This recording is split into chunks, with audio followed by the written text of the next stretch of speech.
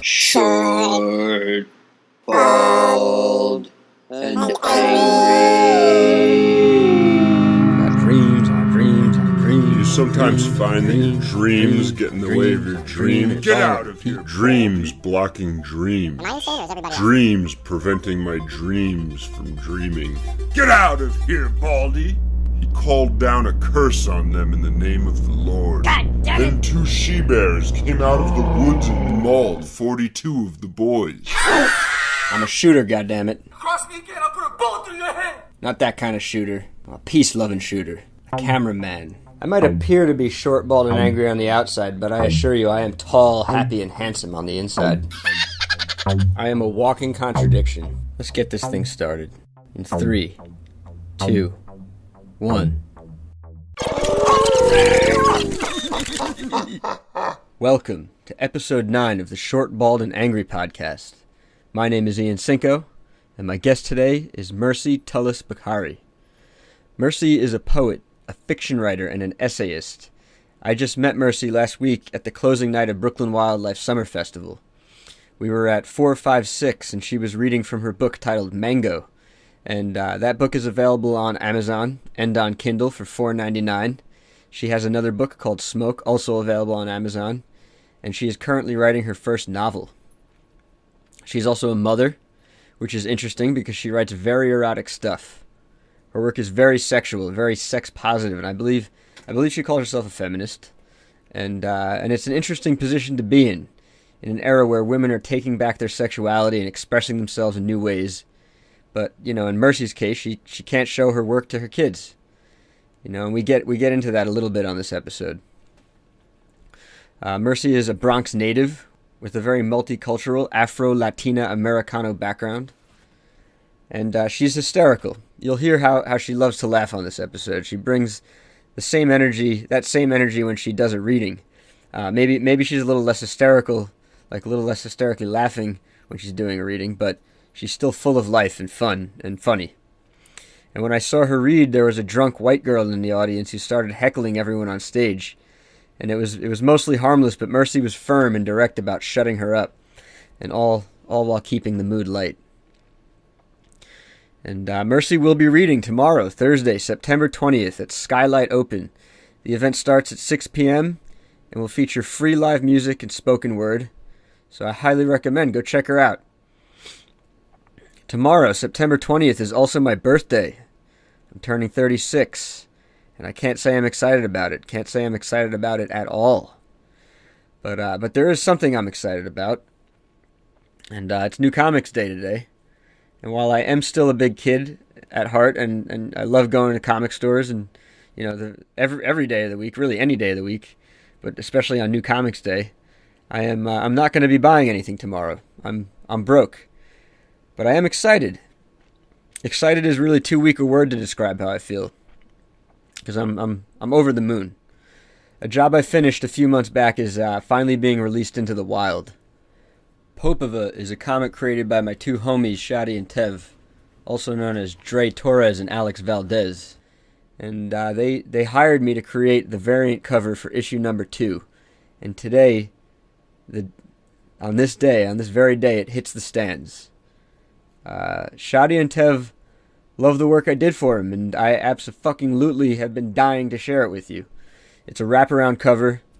And to me, it's a major announcement. It's me saying, "Here I am, comic industry.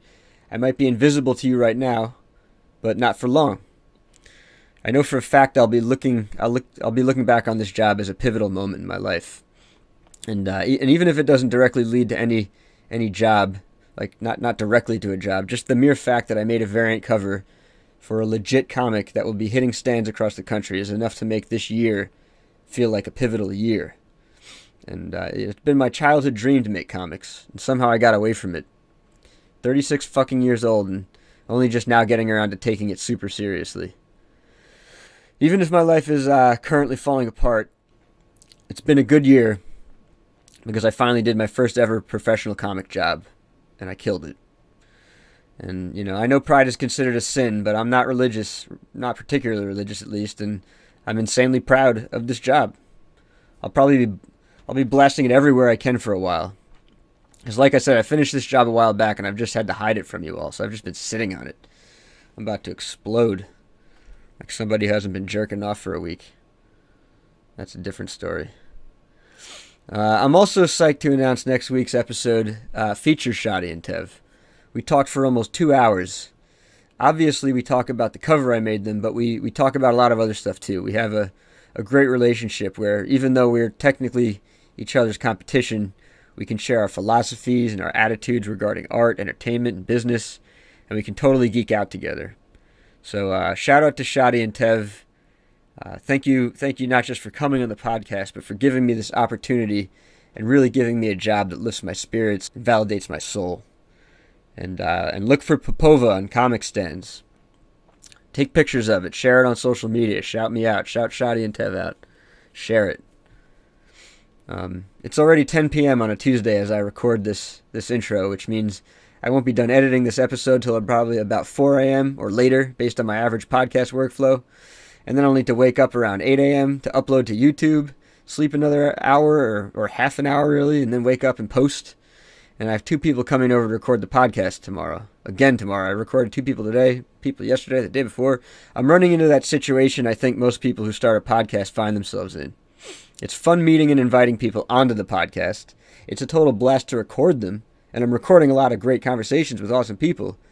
But finishing them takes a long time, and my episodes are starting to pile up. Does anyone out there want to help me? Anyone? Reach out to me at ian.studiocinco@gmail.com. And please donate to my Patreon. All links to everything are in the description of wherever you are getting this episode, unless it's been pirated. Alright, it's time I stop rambling so we can hear from the lovely and hilarious Mercy Tullis-Bukhari.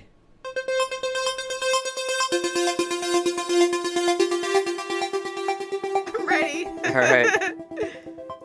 So, how do you pronounce your last name? I have Mercy. You want me to try? Or you want to just tell me? You try it. Mercy Tullis-Bukhari.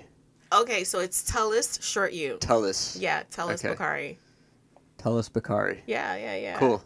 Yeah. And you're a poet, a fiction writer, Yeah. an essayist, right? Yes. Yeah. And a mother. Yes. Right? Yeah. And a wife. And a wife-ish, yeah. Yeah. And your bio, you're very multicultural. Yeah, so my parents are from Honduras, Central America. They were both born in Honduras, Central America. From my mother's side, I'm Garifuna, which is the Black Carib people of Central America. They were a group of Africans from West Africa who were brought to St. Vincent for slavery, but they became Maroons, which means that they managed to not be enslaved. And when the French came to St. Vincent and were trying to enslave them, it couldn't happen. So they pushed them out, and they ended up in Central America. So I'm a descendant of that, of those people. And then from my father's side, my father is from Westmoreland. Well, he's from Honduras, but his parents are from Westmoreland, Jamaica.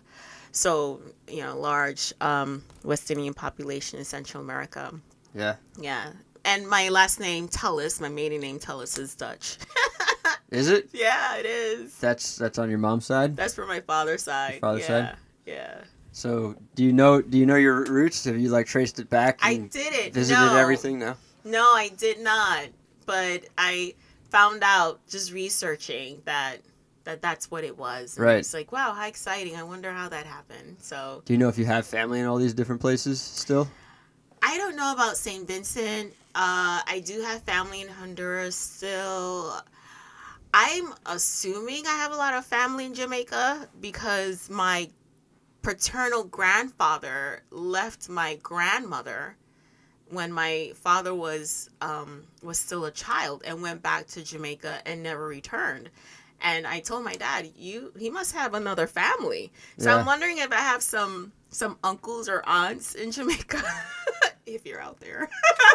You should look into it. I know. But then, I look into it, but then, okay, what then? You know?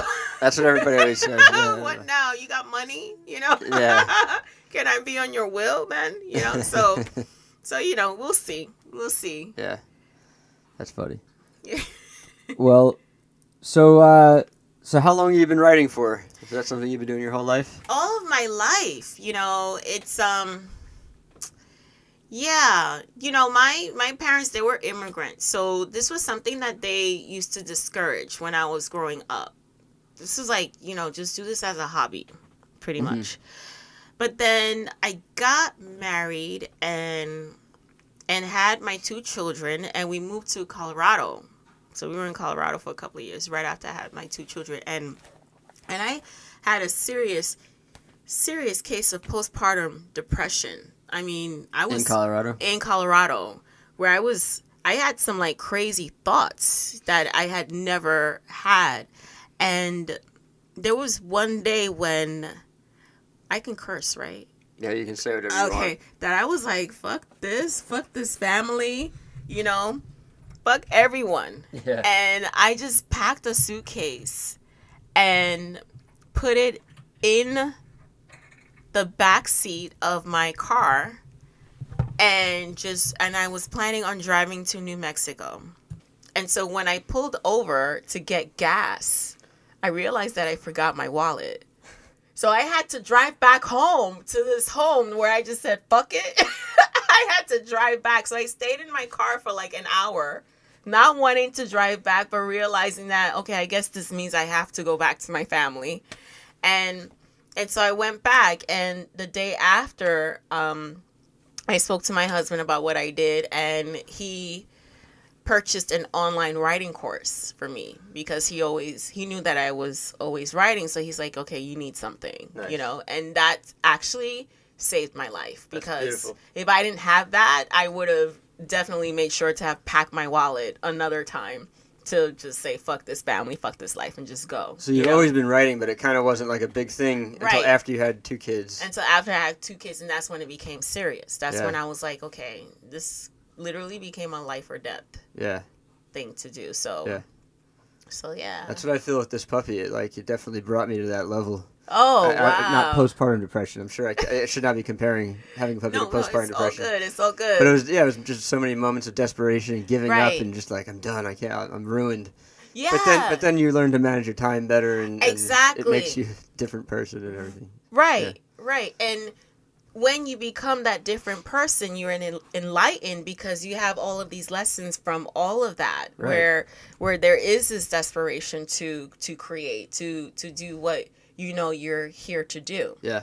So, and that's when you become a better artist than you were prior to this moment of, Yeah. So, I mean, I feel like I'm so much of a better writer since than Yeah. I ever was. So, Yeah. Do you have old writings though from a long time ago that you're hiding or that you don't know where they are? yo, I just found my journal from fucking 7th grade. Is it fun to read or is it I'm like kinda horrible? embarrassed and shit. Like, why was I fucking crushing on boys? Talking about like kissing them and shit. You know what I mean? Real high school shit. No, but 7th grade? Middle That's not even school shit. Middle Yeah. That's when it all starts happening. I guess. It's like the that's when you're first hormones and trying to everything. articulate it. Yeah. I know. And then I'm like, there was this one cat that I remember crushing hard on this motherfucker back in the day. And I'm reading this. I'm like, yo, this cat was a fucking dog. like I was writing something like, yo, he wants to have sex with me, but I don't want to because I'm getting my period now, and I don't want to get pregnant. I'm like, why am I writing this shit? And who the fuck is this kid like trying to push sex on me in the fucking 7th grade? You want to Okay. Oh shit. I love it. I hope he becomes a fan and not an enemy of the podcast. I know. Yeah, I shouted that motherfucker out. You can't fault somebody for their decisions in 7th grade, That's true. Although Exactly. some countries, I think, do. Yeah, Right. it's funny. So, yeah, I still have my writings from college. I've saved a few things here and there. That was like the craziest shit though. Just finding this journal from fucking 7th grade. Can you read? Can you read it now and like remember vividly what was going on, or is it really distant and gone? I can read it, and I'm reading it from the perspective of an older woman and a mom, like Yeah. you know. Yeah. So it is. I can connect to some degree, but at the same time, it's still separated. I'm reading it from that place of wow, you know, what was going on with this in this girl's mind, that all this was happening. So Feels like a different person. it's a different person, but yet still the same. It's you weird. know? It's so weird how you are that person still, and like things carry over, but you're vastly different. And Yeah. you don't really remember what you were thinking. Right. It's still, I don't know, and I think a lot about the decisions I made when I was younger. I'm the youngest of 7, and I was one of those. I thought you were on the pill, baby. You know what I mean? Like, I wasn't planned, as most babies aren't, right? I don't know. But yeah, Some that's people what I plan the heard. shit out of it, and I some know, people don't some plan at people all. Don't, Yeah. right? But Everything between. I know. Half planning. Half planning, right. All of my siblings are half siblings. I wonder what the percentage of the population. How many people are half planned versus unplanned versus That's planned? a good question. You know, because sometimes when I say this, I always hear, well, most pregnancies aren't planned. But, you know, you hear a lot of people planning the shit out of having a baby. Yeah. You know, that's what I think that's like more of a common conversation, you know. But for me, it was really like they were planning on not having any more children. That was the thing. Like, my father did not want to have any more kids. And they tell you about this or they used to tell you about this all the time? And, you know, I would hear it through their fights, you know. Mm-hmm. So they wouldn't tell me directly, Oh, but man. I'd hear it like, oh, I guess, yeah, I was the trap the motherfucker baby. You know what I hurts. mean? So, Did it hurt, or was it just like they were fighting and they weren't mean about it?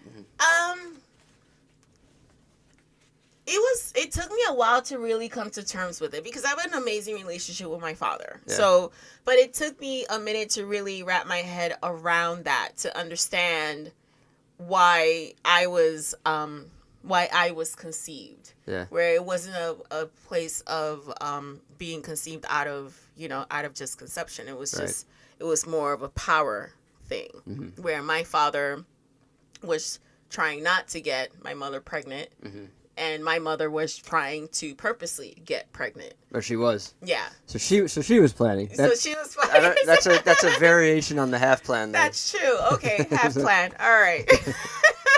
Half plan could mean we need. Let's Right, not yeah, go yeah. into it. Just keep talking to me. Let's go there. Go for it. Yeah. I mean, are they both alive? Your parents? My mom died. Oh, sorry.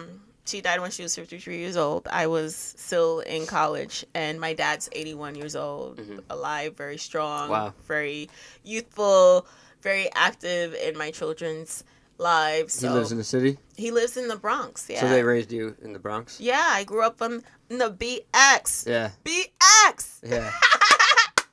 Right a few blocks away from Yankee Stadium. Nice. On the Grand Concourse. Cool. Yeah. So that plays a huge role. Just that, I think the Bronx, where you're from, is a character in itself, you know? Totally. And then when you are an artist or writer, that character but strongly just filters through the art and through the writing, and you see Bronx in my stuff, because I think just being in the Bronx and growing up in the Bronx, I did not realize how much of a role Your being environment. my environment played until I attended NYU.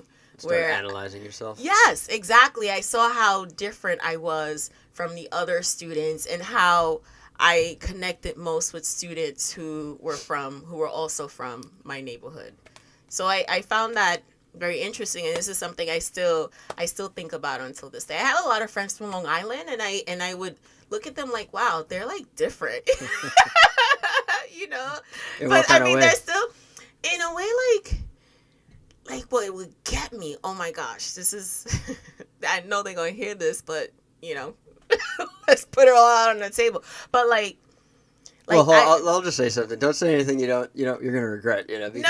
It's good. No. I won't say anything I won't regret. I just found it interesting how they would be friends amongst each other, but then they would talk about each other behind each other's backs, but then be friendly to them. Right. Like, and I found that, to them it was normal. And on my block, that Long Island back talk, trash talk, huh? Yes. And on my block, that's talking smack. Like, you being two-faced, you can get jumped for some shit like that, you know? So people do it less in the Bronx when you were growing up. Oh. That was, like, not a thing. That was not a thing. You're more, like, open and sharing. Or you keep and that shit or to you, yourself. Or you shut up, right? Like, whenever you have something to say about someone, you say it to someone you trust, or you just keep it to yourself. Like, you talk smack about someone, you're inviting a smackdown, I think it's part of it's a human condition thing, but it's probably just part of the age thing too. Like when you're that age and you're probably totally discovering yourself, learning how to live out in the world for the first time. I guess. Like college is the first time a lot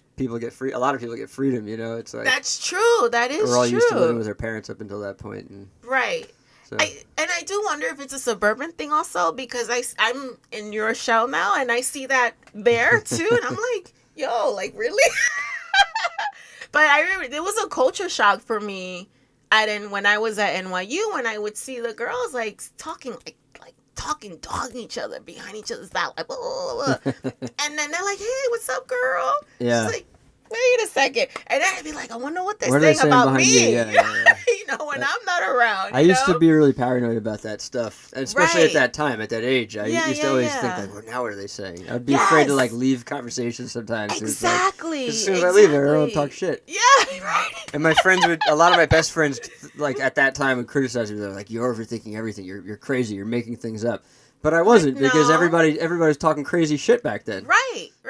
So of course, naturally, you're wondering, okay, what are they? It's like your defenses are coming out, right? Naturally. I think everyone at that age is still really immature. Like, super immature. Maybe not everybody, but a lot of people, right? Right. Yeah. So you're gonna just blame immaturity. I mean, why? What else would you blame? Just shitty Long Island culture? Nah, I love my Long Island peeps. Yeah. I'm a Long Island peep. I know, I saw 631. Yeah, you know the number. That's me. No. My husband's from Long Island too, so cool. he's not from Long Island, but he lived there for a bit? He lived there, yeah. Nice. So he had a house out there with his mom. So is your husband creative as well, or he just helps foster? He's a writer. He's a writer too. He's a writer as well. He just started. He just went back to school. He's going to a new school for his MFA. Nice. So yeah. So, was he a writer back when he got you those writing programs, or was he? He was working. So we met in a writing class. I was on sabbatical, and we met in a writing class at City College.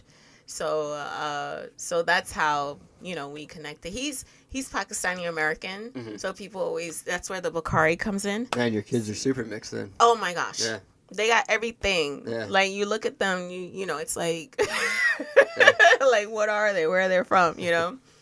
But they're beautiful. They're gorgeous, and so, like, just amazing individuals. My kids, but with so many beautiful kids being born today, and you have to wonder, when is racism finally going to stop? Like, how much longer is it going to perpetuate itself? It's like, obviously there are very, like, everyone's very separate still, and there's, like, very separate parts of the country, and everybody stays their own people still. Yo, it's not in New York so much, but it scares the shit out of me. Okay, because of that. For your kids. For my kids. Right. Because they're black, and now Hondurans are being called criminals. So they have the Honduran side. They're black, and they have the South Asian side. They're Pakistani, and culturally they're Muslim culturally. Mm-hmm. So it's all of these things that really scare the shit out of me for my children. And I write a lot about that as well.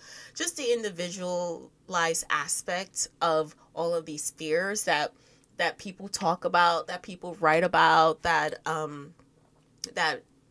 people discuss. for me, it's personal. It hits home for Yeah. me, and it's something that my husband and I are like deathly scared of, Yeah.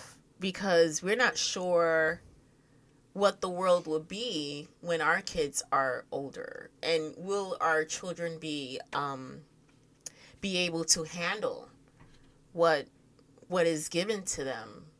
Will they be secure enough in themselves and in their identities to know that they can't allow society and stereotypes and prejudices, racism, to influence what they think of themselves? I mean, these are questions we ask, we ponder over, we worry about, and we don't have an answer for that. I mean, that's one of the reasons why we moved from Colorado to New York, because we wanted our children to have the diversity that he and I had growing up in New York. He grew up in Queens and Brooklyn. I grew up in the Bronx, and we had more of a diversity in our schooling than we knew they would have had if we would have stayed in, Because it's in more Colorado. segregated out there. Right. Or there's just not people there, yeah. I mean, when we were there, the 2 years we were there, Black people were 4%. That was the census, 4% of the population of Colorado.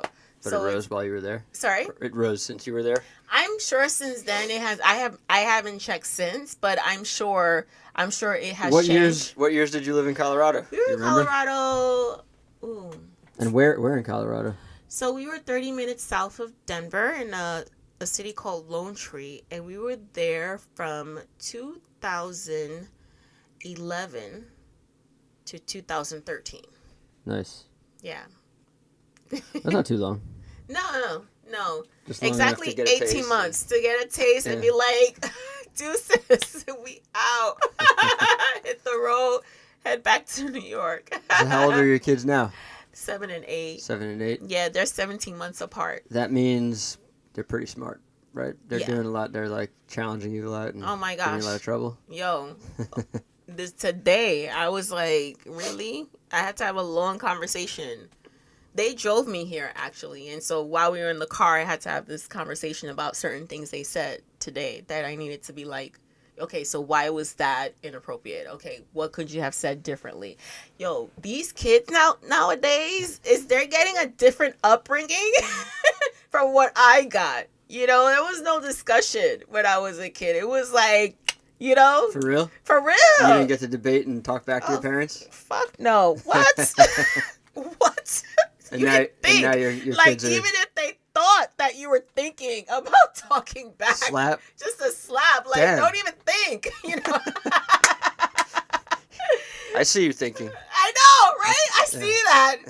Don't do it. Man, Oh man. But that's funny. yeah. So you write about your kids. Let's jump into some of your writing. Like, what did I write down over here? I see you're holding your poetry book, right? Yeah. Mango, erotica. This is my second book. This is a chapbook. This is erotica. It's all poems. It's poems, prose, prose. and a couple of short stories. Cool. And this was a place Can I see? of hold. ownership of my body and my sexuality. I think as a Black woman, Black women are constantly told who they need to be, how sexual they need to be, what to wear, what, etc., etc., etc. You know, I'm a 90s kid, and Black feminism at that time was profoundly different than what it is today, in the sense that characters like Lil' Kim and Foxy Brown were seen as Jezebels because they were perpetuating the stereotypes of Black women. Mm-hmm. So they were seen as taking the Black feminist movement backwards because of this Jezebel expression. Mm-hmm. And I, looking back at that, I mean, yes, there were men backing them. There were men writing some of their lyrics, maybe all of their lyrics. There were men telling them, you wear this, you wear that, you do this when you're on the stage. Probably a lot get of white it. men too, yeah. Right, exactly. I totally get it. But I'm sure some of them were their friends and they trusted them. Right, and they trusted him. And not so cool. Right, and I'm sure they weren't forced to to do that either. You I don't know. I'm sure they went along. We'd have to get them on the podcast to find out. Yes, do that. Or like I dive wanna into sit YouTube. right there and listen. So something like this would have been considered at that time, would have been considered, okay, taking the feminist movement, black feminist movement back. So this is me just owning my body, myself, and I think that in itself is feminism, where you make the decisions for yourself, you make decisions for your body, you admit that you like fucking and you like sucking dick and you want your pussy eaten out. You know what I mean? I'm assuming maybe you're gonna read one of those later. If you want to hear it, baby, we're gonna I'll hear read one it of for those. you. Yeah. So, and that's listen to it at the end of the podcast. okay. All right. So I think that's where the empowerment comes in, where having accepting your erotic side, accepting your sexual side as a woman is what becomes empowering in itself. Mm-hmm. Where you make the decisions. You're the one who is in control, not society, not your man or your woman, not anyone, but you. You yourself. Yeah. Yeah. So What's up? Yeah. So it took a lot for me to actually decide to publish it because I'm like, oh my gosh, what will people think? And What's the reaction been so far? so far it's been lots of love, and I get a lot of women who come up to me. Yeah.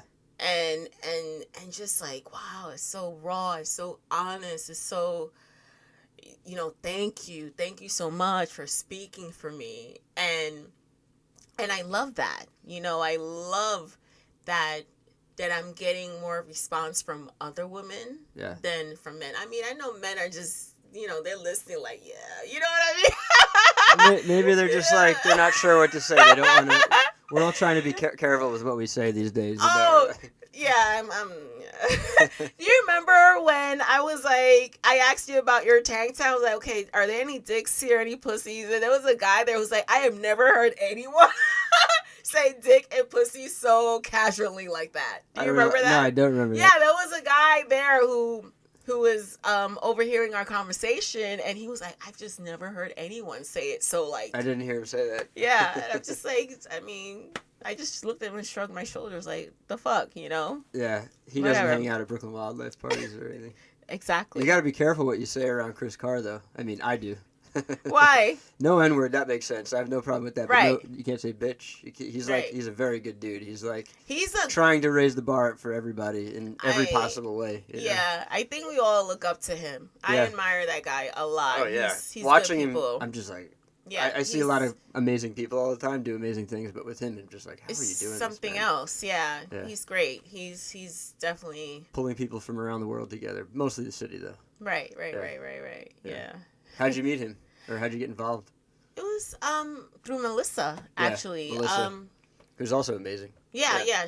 I love Melissa so much. She's just such a beautiful individual, inspiring, encouraging person, and Melissa Hunter Gurney. I'm gonna try to get her on the podcast. you too. have to. So I think she posted, I don't know what it was. She posted that she needed poets for something, and then someone else shared that.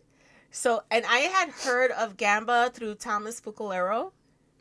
You know Thomas. I do. He has the beard. I do. Poet. Oh yeah. Yeah. Okay. And I met so many people in that last from week. Gam- It was right, crazy. right, and right. I wrote everybody's name down. Yeah. Since I did all the art and everything. Oh, okay. But I don't like actually know everybody. And Right, I tried to like shake everybody's hand to meet everybody, but it was how many? yeah, I mean, 150 people. 106. I think the final count was 160 over Crazy. I mean, I didn't Yeah. meet all those people, but I met a lot of them. Yeah. Yeah. Wow. So Thomas Fukularo. Yeah, I think Did I say his name right? Yeah. Yeah. I think he shared a post that she put up asking for poets, and so I responded to that, and then that's how we connected. It's probably maybe 3 years ago, and there was one discussion we had about education, so I was a part of that, and I also did a poetry reading, and then I've just been been a part of the family since, and I'm so honored. You know, That's what it they're totally great. becomes. If you want to engage, it's a family. It just sticks together. Yeah. There's always like people come and go, but people always The come same back. and people, it's like, right? It's always the same people who end up coming back. Yeah. So It's they're amazing. great. Yeah. So we got Mango, and then the one before this was Smoke. Right. So That's another collection like this, a similar thing, prose poetry, or is it different? it's prose poetry, Yeah. but not as erotic as sexual. Is as there a this theme one. to that one? Or- Smoke is more about, it's more Bronx, if anything. It's still very woman. It's still about being a mother. It's still about being Bronx as well. It's a representation of me, in the sense that's why my face is on the cover, because it's all me, like crushes I've had and heartbreaks and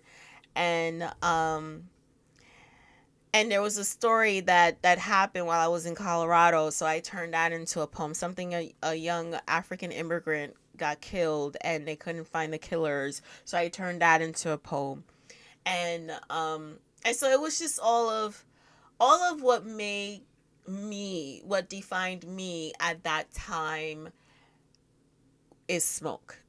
And I have a poem named Smoke in the book. The reason why, and my friend who edited, who passed away a few years ago, C.D. Grant, he's the one who decided to use the title of that poem as the title of the book.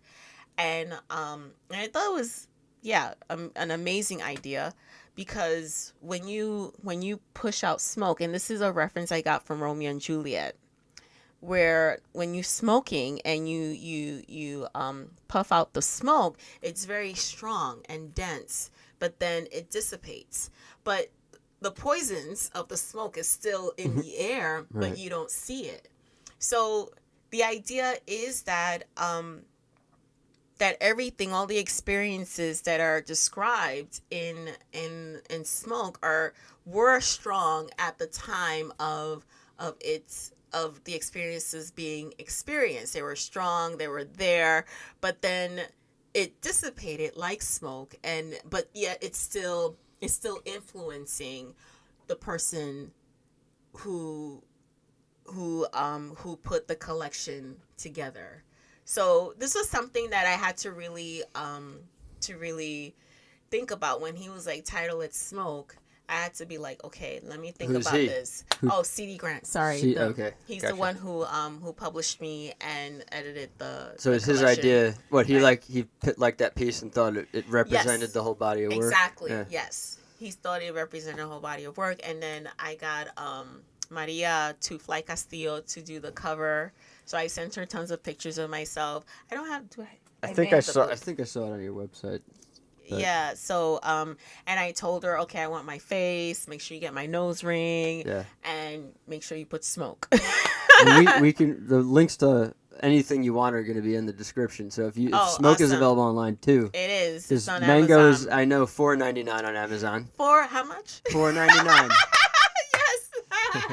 Was that did you make that a poem or you just made it a thing? It's I a just thing, made you it a thing. Alright, Yeah. alright. Yeah. How much is Smoke? Smoke is $15.99.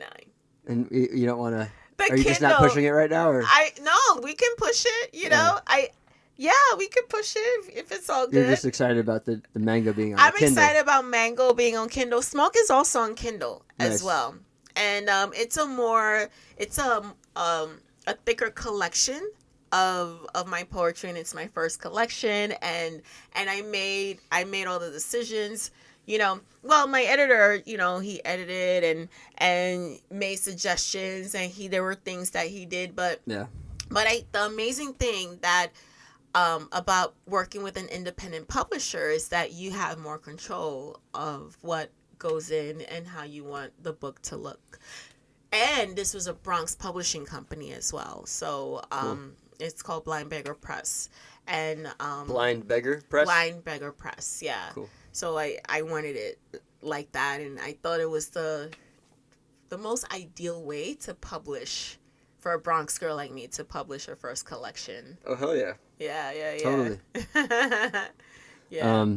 So they found you, or you found them, or your editor found them. So they were my friends for a while, and even though I had not written for a minute, I was always involved. I was always somehow active and involved in the world and the world of literature, the world of publishing, and I was on their board for a few years. So we moved to Colorado, and I took that writing class. It was a fiction writing class, though, but then it made me want to look for all of my poems and just put it together. And I sent my collection to C.D. Grant, who was who headed Linebacker Press at the time. And my thing was, can you just look at this and tell me what you think?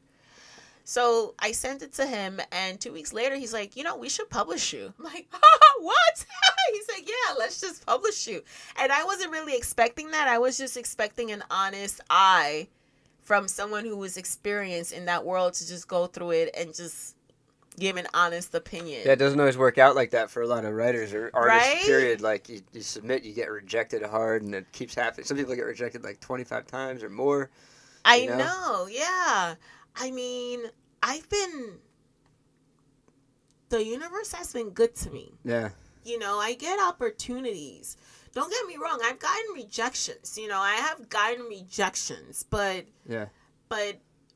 and they hurt each and every time. Yeah, totally. That's just like, what the fuck? Even when I think it's not gonna, like, even when I think the thing isn't important to me, just the mere fact there's like rejection coming my way, I'm like, damn it. And once you read, thank you for, then you know. Sometimes, even when I get accepted now, I'm like, I'm expecting to see like a butt somewhere. Right. It's like, However, it's just like it's just adrenaline, like the negative adrenaline, until finally I'm like, oh, it's good. Yes. I can be happy. But your shit's mad good. What are you talking about? I mean, I have a lot that I still have to do. Yeah. I do a lot of video work, so I apply to yeah. film festivals online all the time. It's really easy and cheap with this thing called Film Freeway. So Oh, I get nice. rejected all the time. That's like 90% of my rejections these days. But I also self-published a book. Did you get to see my book? No. I'll show it I to you wanna before see you it. leave. Yeah, it's called yeah. Erotica, like erotic and erratic. Oh, I saw that book. Yeah, it's the big thing. Yeah. So I've submitted that to some things and got rejected. I'm not going to say who did it or what it was. But Say it. no. Say it. I'm just gonna keep applying with future work. Or I always in the back of my mind I'm like, or if I'm really if I'm feeling like I'm gonna say fuck you to the man, I'll just take the book and either just like drop it in places, or like I want to do like a performance piece at like a big art fair where I just like rip pages out and just walk through the place. Yo. But as a white dude, I feel like it's kind of lame. Like if somebody of color or somebody else did it, it would like mean more. But here's another white guy trying to make a scene. I'm not really that impressed with my idea to do that, but it's in the back of my head. Maybe I'll do it someday. Dude, I got your back. Hand me some sheets. If I got some help, I might be more inclined. Yeah, it would feel more like, all right, I got people with me. It's not you like got people. Yeah. It's no longer just a white thing. Right, yes. It's an art thing. Yeah. We're doing this for the art. This is for art. Right. Well, then I guess it would be funny if we just invited like all people with their own books, and it was just like many of us just like covering the fair in our pages. Yo, that's not a bad idea. Yeah. Yo, just let's take do it. that. Just do it. If you're inspired and I'm not around or something, just totally do it. I'm gonna follow your lead. All right. All right, we got this. But I might be a coward till my dying day. You might just need to take the lead and just do it. No. If you do it and you want people to do it with you, we got you. Cool. All right, you heard it here first. Yes. We're starting a movement. Yes. Literally, rip pages out and move and drop them as you go. And just drop them, right? And keep moving because you don't want to get caught. Right? But, I'd want to hide somewhere and see who actually picks up the papers and Oh my read. God, yeah. And either keep it or just throw it back down. That's the kind of thing, like, I haven't done any prank video work in a long, long time because I had a really bad experience with a prank one time. Yeah. But but it's the kind of thing where it's like, you should shoot it too, and I could shoot it, and we could have like some hidden cameras. Hidden and just cameras. It'd be a great little like document of the whole thing. Yeah, Could go viral. You never know what's gonna go viral. You always want to bring attention to the artists, Of course, always. Yeah. That's what corporations do. We got to do it for ourselves. Exactly. Yeah. Why can't we need to do this for ourselves? Yeah, you know, we just have to do it. It's just hard, right? It's hard. And the other thing is that we're not business people, you know? I'm becoming one. I'm learning as I go along. Yeah. And I just want to focus on the writing and the art and the readings and so forth. And it becomes a little daunting when you have to really think about the money. Oh my God, it's not just that for me. I mean, like literally, what you're saying is like there's like two sides of you, and you have to find the time for the two sides. But then the other daunting thing for me is just the fact that you are competing with corporations and people with like tons of money, and time and resources and connections and everything. Yeah, it's like it always feels like a crazy uphill battle. Yeah. And we're a little past like the viral boom where everybody in their basement was making stuff for YouTube and going viral. It's like that'll always be around now. It's just a thing. Like anybody can go viral now. Right. Which is cool. Right. Yeah. But we're a little past that like moment. Now that like that kind of got oversaturated too. So now it's just like a crazy oversaturation of stuff everywhere. Yeah. It's So we just find our bubbles. We just find our people and we connect and we network and we just keep branching out and working and hustling and try different things. And the other side to that though is that because there's it's so much everywhere, then you have more opportunities. Yeah. You know, there are more avenues to go into to hopefully get your stuff out there. You know? Like more avenues than let's say writers or artists had 30 years ago, 20 years ago even. Yeah, I think there's just more niche avenues, there's more opportunities, and maybe there's less likelihood that we're all gonna like blow up and become like super super famous and rich and everything. Yeah. But we can find like a community that really digs what we do. Yeah. Yes. And the other thing also is that not everything is so hidden now because with Instagram, you mean, or like? Well, everything is out. Yeah. Like if you hear about an opportunity, you see an opportunity, and maybe you see your friend manage to get this opportunity, and you're like, why didn't I know about this? How did this person know about it and I didn't? Yeah. And so now it seems like everything is more accessible, more available. Information is more available to everyone. Where that is least likely to happen. Yeah. Once you're connected with your people and you're connected and people know what you do and people like what you do, people are interested in what you do, and then you have the internet and social media and so forth. You have access to these avenues to have your stuff out there like everyone else. Yeah. Yeah. So that's the other side to it. I mean, this is just fucked up. Huh? What's fucked up? It's just so much. Like, I just want to write. I know, yeah. It hurts. Like, I haven't really drawn. Like, I go to figure drawing. I'm doing figure drawing a lot, so that's good. It's keeping me active. But yeah. I really hate how, like, months will go by and I won't draw. Yeah. It'll happen. People think, because I'm pretty prolific, people think, like, I'm drawing every day. And I do. I draw at least one little drawing every day. But yeah. But, man, it'll be, like, a month will go by. Like, right now, this move is really hurting me. I'm just, like, I don't know where anything is. And I'm pretty crammed in here. I gotta get my work set up. My workstation set up again. Yeah. Get back into the groove. Do you have like a workstation or like rituals or do you just write anywhere and figure out how to edit it later? So all of the above? All of the above. But I gotta. Like, is there a place that you write at more than any other? I write at the dinner table.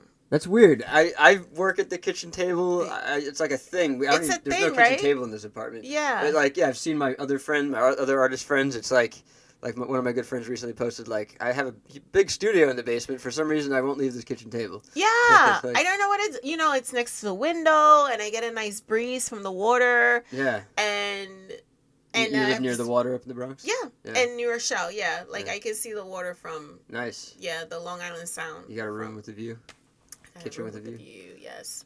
So is it also kind of like the fact that somebody could walk in and then there's a little bit of social interaction going on?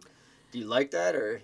It is definitely more open than, because I do have an office. Yeah. I have we converted the walk-in closet into my office, so it's like my clothes and my books and then my small little desk and chair.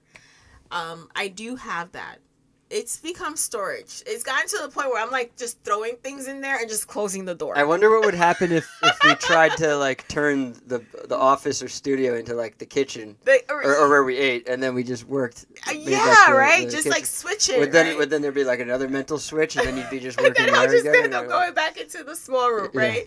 But that's good. I like that. Now when you got me going, like now I'm thinking about that. I mean, the way I live like very abnormally, and there's nothing like everything's on top of everything else, and I'm all about experimenting and trying weird new ways. New things to just make it work, to make the space work. I mean, I just want prime creativity. You know, I want like wake up and be creative the entire day. Like you, I don't want to do the business stuff. Yeah. I don't want to do anything but be creative all day. Just be creative and it'd be nice if that's all we could do. But we're getting there. Mm-hmm. You know, this is baby steps, you know? Not even. We're taking big steps. I think I've taken many big steps, and then I always end up feeling like exhausted because I'm like, well, that didn't get me anywhere. But it's not true. You are somewhere. You just got to keep doing it and don't look back. Right. And don't dwell on anything too hard. Just keep making stuff. Just keep going forward. And it's so funny because when I was putting this in the Kindle, when I was putting Mango, making it into like a nice readable Kindle book, it took me a whole day to format it in a way that would look normal on Kindle. Yeah, it's a different design. It calls for a different design. Yes, it took me the whole day for me to do that. Maybe you can tell me how to do that because I need to get mine on there too. You need to put yours on. Yeah, it was a lot of playing around. A lot of playing around. And by the end of the day, I'm like, wow, that was a waste of a day, right? But then I thought, wait a second, I got this done. You gotta do it. Yeah, that's not a waste. You've wasted days in your life, I'm sure. Right, where that was I not got a waste shit of a done. day. You know what I'm saying? Yeah. But I got that done. So no, it was not. But I know what you mean. Like when I spend a day doing like some design, I feel like creatively satisfied by. But a lot of design, I'm just like, oh, we just gotta get through this. Just push through, right? Necessary. It's necessary, not desired. Sorry, just a little sip of water. Yeah. Stay hydrated. Yes. And so you're also writing a novel. Are you still writing a novel, or is it done? I'm still writing a novel. This is why I need to have a committed time daily so I can get this novel done. Do you not have that right now? It's half done. Okay. So But you're trying to set up a routine, so you wake up and so I wake up. I do meditate. I spend time meditating. What's that, like 15 minutes of 20 minutes transcendental meditation? Yeah. Yes. Cool. Do you do that too? No, but I should.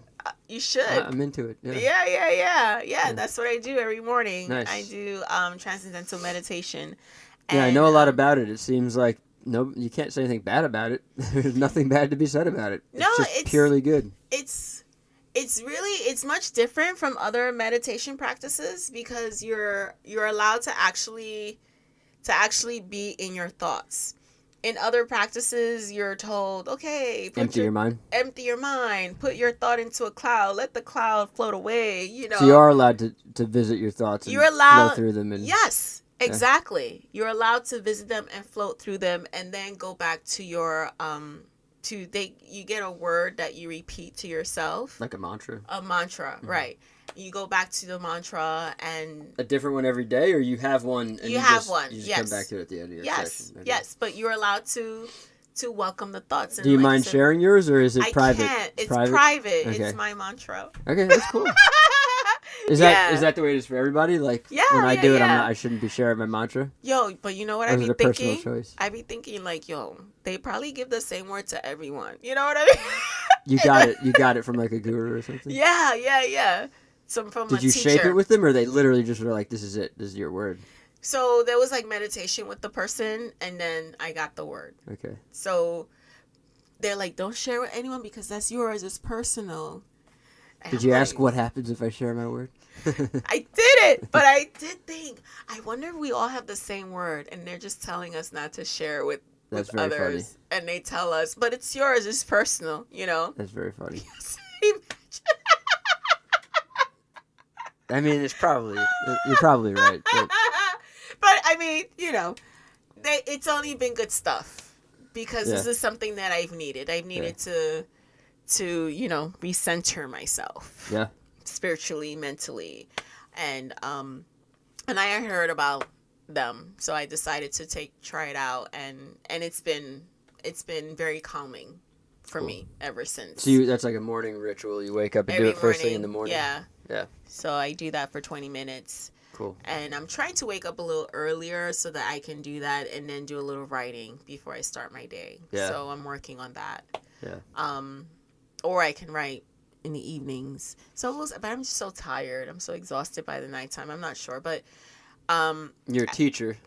I'm a teacher. Does that mean you get summer vacation? Yes. But you're back to school now. I'm back to work. Yes, I am back to work. and I wake up early. I mean, I'm a typical mom. Yeah. Wake up mad early, prepare the lunches, drive them to school, and then I drive to work, and I run out of my job to pick them up from school. I come home, I make dinner. I mean, it's just, this is my life. You don't have much time. Yeah. I don't have much time, so it's a lot of like time management, which, to some degree, I'm like, yo, I'm not good with my time and shit. But then the other side is like, I'm all right. I'm okay. I know I can be better. I know I can do better, but I'm doing okay. Mm-hmm. The kids are getting fed. They're going to school. I'm getting to work. We're good, Yeah. So. You're a powerful mama. I try to be. Yeah. And they see this book and they're like, can we read it? I'm like, no. I'm glad you brought that up. I wanted to ask. Yeah. When are you going to show them? When are they allowed to? They're gonna see it before you're ready for them to. They will, because once they get their smartphone, right, or they get access, they'll Google it. They already know how to Google shit. Yeah. Oh man, they're already pretty old. Give them 2 more. Maybe they already read it. For all you know. Yo, don't tell me that. Imagine. I mean, at their ages, they wouldn't know what it means yet. Oh my gosh. But that's tough. 3 years from now. Wow. Imagine. Like, mommy, why do you have the word pussy here? I don't want to. I'm not ready for that conversation. But I kind of am. It's all right, because that's what. Yeah. It is what it is. When I was ready to put this out, I had to ask myself, I'm ready to deal with the ramifications of this, being a teacher, being a mother, and I'm prepared to defend my work and defend my art, because this is art. Yeah. So I'm doing my art. Yeah. And I think it's literary too. I think it's good shit. I don't think it's just like, yeah, and I just got on my knees and sucked his dick. It's a lot more than that. It's very vulnerable and very sensual and very emotional. Yeah. And expressive. It's very expressive. So it's not just like, like, yo, I got tied up and no. It's more than that. It's not just like a pop lyric just being crude and offensive for no reason. It's like there's substance to back it up, and right. Yeah. It is definitely substance to back it up. For the stories, there's background. For the poetry, there's pain.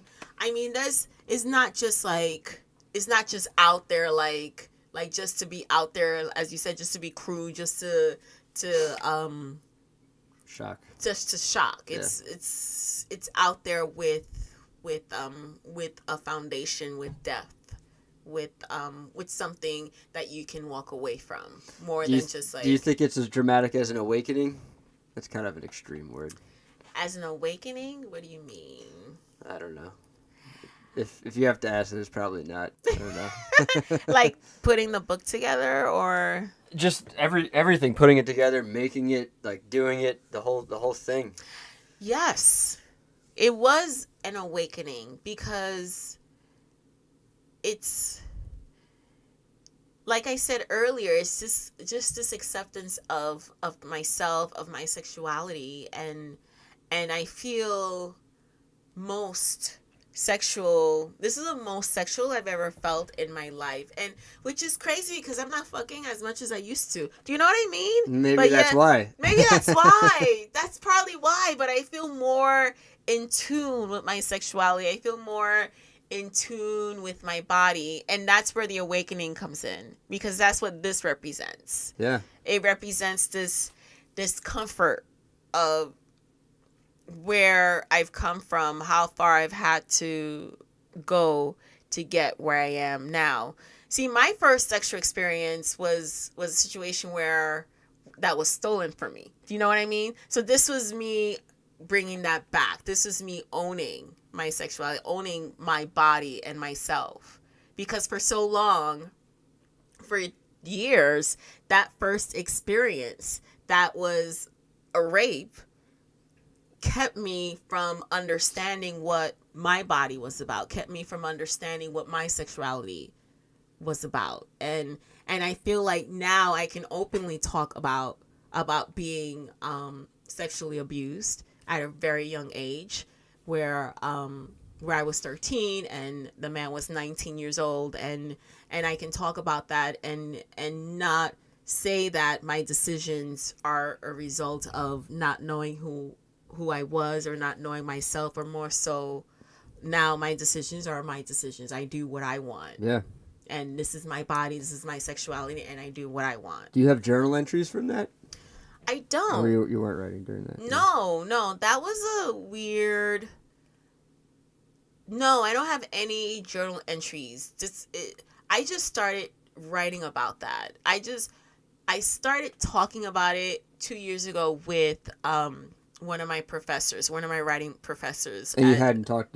You'd left it. It was buried before. It was that's pretty a much long time to buried. Yeah, it was buried, and I 3 years ago, I spoke to one of my college writing professors, not college, for my MFA at the College of New Rochelle. I spoke to him about it, and I said, there's something I want to write about, but I don't know how to write about it. I don't know what direction to go with it. That was the first time you talked about it to someone else. Yeah. That's yeah. wild. In that sense. Yeah. For creative purposes. For creative purposes. What I mean? I think for so long I thought that I asked for it. For so long I thought that I knew that this was something that was my fault. That's common, right? Yeah, it is common. That's a common misconception. But it wasn't my fault. It was completely him. I was 13, he was 19. Yeah. But for a long time, I thought that I set myself up for that. Yeah. And now as a grown woman, I look back, I'm like, no, that motherfucker knew what he was doing. I mean, yeah, did you even know what it was and what was going on? Did you know anything? At the time, I wasn't sure what was going on. Yeah. I didn't even know what was happening. And afterwards, I just remember feeling so tired, and I remember bleeding, and I just wasn't sure why. I thought it was my period, but it wasn't. It was I had no idea what happened, what was going on, what it was about. Damn. And I think I figured it out afterwards, like, oh, that's what happened. And I just always thought that this was something that I invited, that I wanted, when that was never anything I wanted. Yeah. And so when I spoke to, I won't say his name. I don't want to put him on the spot, but when I spoke to the professor about this, and I said I really want to write about this, and we were talking, and I told him everything, and I told him I was very specific with him, and I told him exactly how it happened, and I told him how so many years I thought that it was my fault, but it wasn't my fault. This was a rape. It's taken me so long for me to say that it was an actual rape, and we talked about that, and I think this was the first time I spoke about it in that way, in the way that it was supposed to be spoken about, in the sense that this is what it was because this and this happened, and that's what it is, and I need to accept that. I need to accept that that is part of my history. That is who I am. But my pussy is still mine, and that's where the ownership comes in, where the pride in self, where the power comes in, the erotica comes in, because that's that's Mercy owning all of that. Yeah. So, I mean, you can't leave any of that out, otherwise it's like not totally honest, right? It all has to be there. It all has to be there. It all has to be there. And I'm proud of myself, for coming this far. Yeah. In spite of what has happened. So then this all really is awakening then. Yeah. That was a good question. Yeah. At first I was like, huh? You never know. I mean, sometimes it's just like, I mean, I feel like creativity is like that. Like, I've been at it for so long, and to this day, like, there'll be moments where I'm just like, I feel like something flowing through me, and it's big, and it feels like rushing, And it's like, I feel, awakening is kind of corny for me to say it under those circumstances, but that's what it feels like, No. Just eternally awakening until your dying day. It's like, it's, that's this the artist. is air. That's one of the artist's goals, I think. Yeah. It's air. It's our air. It's what we need. Constantly got to keep like painting and carving and writing and figuring out more and like Yeah. So you wrote about it for the first time. What was that? Did it flow out, or was it like, was it something that had to be rewritten a lot? Like that's always a lot of rewriting. Yeah, I started writing it and then I stopped. Yeah. And in my journal. Was it hard? Is that why you stopped? It was hard. And my book, I have 5 blank pages after where I started because I know I'm going to go back and continue writing it. Oh, so it's not done. We're talking about an unfinished piece. No, this is an unfinished piece. It's not done. Wow. Yeah, it's so funny because it's not like I started writing and it's not like I was like, oh, this is too hard, I'm going to stop. It was like I started writing and I was like, I should make coffee. It was it was like another distraction. It was my mind once again distracting me from the shit that was in front of me. That's what it is to be a creative person. It's you find 1,000 reasons not to do the thing you want to do. Yeah. And you want it. You want it so bad. You need it. You want it. And then you're going to do everything else. But you're going to do everything else, right. And just when you think you did all that dumb shit, it's like, I'm going to scrub the bathroom floor today. Yeah, right. Today's the day. I can't handle. I've been living with this dirty bathroom floor for a month now, and today's the day it needs to get clean. Right now. I'm going to do it today. Yeah, it was one of those situations for me as well, where, I made the coffee and I went back. I tried writing again, and I'm like, now I need a muffin. Yes, that's exactly. Let me go on Facebook. That's in the. I don't know. Do you know the movie Adaptation? Do you remember that movie? No. It's funny. It's about a screenwriter, and there's a lot of internal monologue stuff. So he's sitting there and he's saying everything we just said. He's like, all right, I need to finish this page. And then I'll get a muffin. Yes. Maybe I need to get the muffin, and then I can. And he's just like, I finish it. And meanwhile, he's not writing anything, But then it's a beautiful movie because that's all in the movie, and it's a very meta movie. I think you might enjoy it. Adaptation. Who's in it? Oh God, what's his fucking name? Nicolas Cage plays. Really? He plays himself twice. He's a twin in the movie. Okay. Yeah. Well, look. Yeah, when I go home today, I'm going to look it up. Being John Malkovich, do you remember that movie? Yes, I do. It's written by the same guy, directed by the same guy, Spike Jonze, Charlie Kaufman, screenwriter, director. And that's in that too. There's like reference to Being John Malkovich because it's a super meta movie. Okay, yeah. I like that. All right. That movie, I love. Yeah, you'll love it. It's a great fucking film. It's like makes you cry, laugh, everything in between. And yeah. It's a good one. I'm gonna look that up. It's all about the writer's struggle, like a writer driving himself insane. Which is, do you feel like do you go insane at all when you're writing, or are you pretty like healthy with your sanity when you're going through the writing process? I'm okay. You're okay? Yeah, I'm okay. I'm okay, but I try to have something good for me afterwards. Mm-hmm. When it's all done, or just like every day. There sometimes. So I took a poetry. I know I'm like my thoughts. There, you're seeing how my brain is working now. I was not gonna question where you were going. Okay, good. But now I am. Where are you going with it? I'm gonna tell you right now.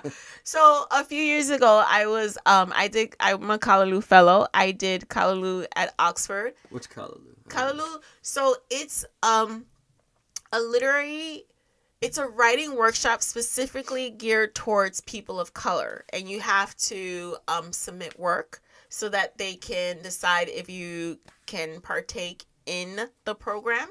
And it's a very intense course, and then you can say, when you're done with the course, you can say that you're a Kalu fellow. Right. It's kind of like Kave Kanam, but in a different category. So you did it already. So I did it. You are one. I am a Kalu fellow. Cool. And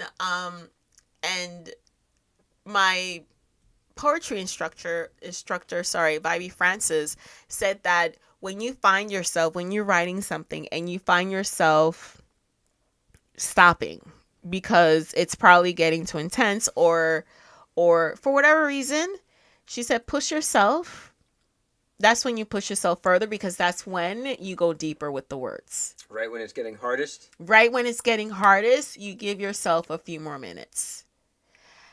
Because that's when you get right, like, when the resistance is really there. That's when something you're about to break through, and that's right when you're about to break. Yeah. Yes, exactly. Mm-hmm. And I had never heard this. So ever since I heard that, I have been working on doing that. I love it. Let's say it again. Right when you're working, right when it gets the hardest. Yes. And it's like time for a muffin. Time for a muffin, right? Muffin. You sit there and you push yourself forward, because that's when you get the carne of what you need to say. Yeah. Me. Yeah, I got it. Translation.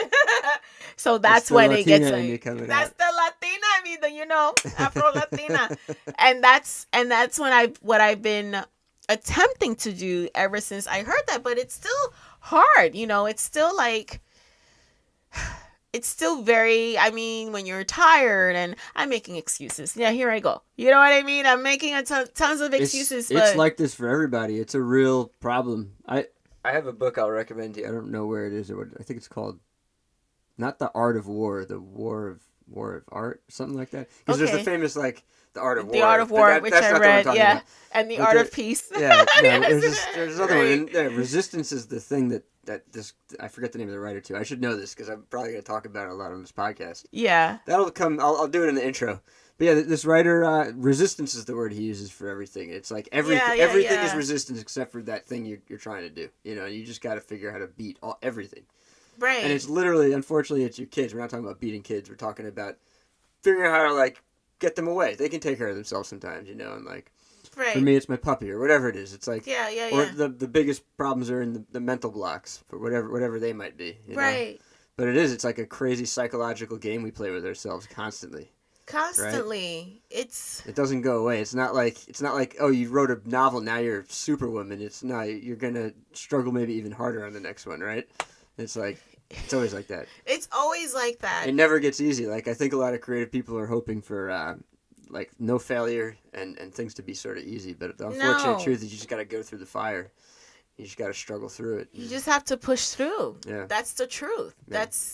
And I can see that. I can see the idea of resistance that you're talking about, because when you're going to the gym, if you want to tone up, you're not going to lift the weights that aren't going to give you that tone or that bulk, Right. You're going to lift the weights that you find yourself struggling slightly so that you can feel it in your muscles, and that's when you're pushing through. That's when you're doing more than just lifting a pen or a book. Yeah.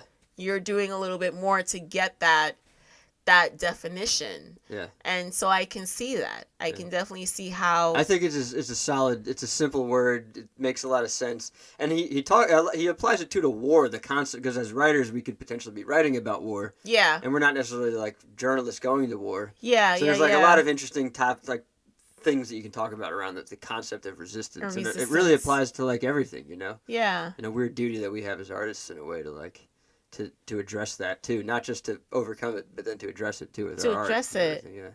I'm definitely gonna find that book before you walk out of here. Not put it in a cloud and let it float away. No. Right? I mean, to really get in there. Yeah, I mean, I feel like with writers especially, it's all about digging up things and excavating and stuff. And yeah. But I don't know. Do you? That seems like that's what you're doing. Yeah, Yeah, digging up a lot of stuff. So that's why I try to have something good. The times that I know that I'm going to really push through that resistance, I try to have something good waiting for me. And that was what Vibey suggested as well. Have a few things there waiting for you. What are they? Is it private? Is it like the mantra? Can't talk about it? It's not like the mantra. I like listening to music, something that simple, particularly African music. I like African music, So you don't write while listening to music. That's So when I'm trying to wake myself up, I'll put on some Coltrane. Nice.